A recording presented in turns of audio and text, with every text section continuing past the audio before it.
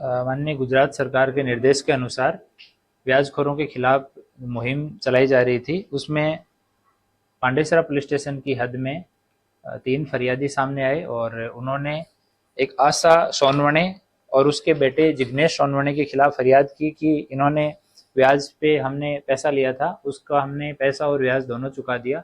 उसके बावजूद भी ये लोग अभी भी हमें परेशान कर रहे हैं, गाली गलौज करते हैं और मानसिक शोषण करते हैं।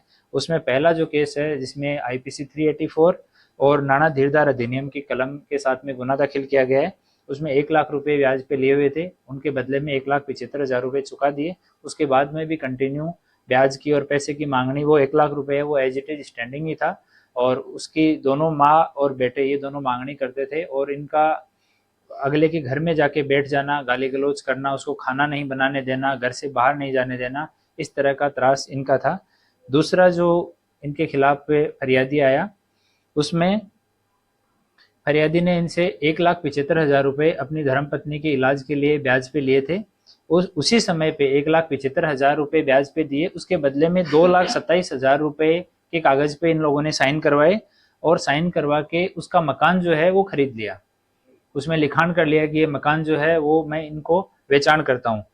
तो उसी टाइम पे इसने 50,000 रुपए ज्यादा का लिखान करवा लिया। उसके बाद में कंटिन्यू ब्याज लेते रहे, ये पैसा जो है वो भी चुका दिया गया, लेकिन इसके मकान की फाइल अभी भी उनके पास है और उस मकान पे कब्जा करके उसमें दूसरा किराएदार इसने बिठाया हुआ है। तो उसकी फरियाद पे आईपीसी 386 और नाना धीरदार अधिनियम के तहत एफआईआर दर्ज की गई है।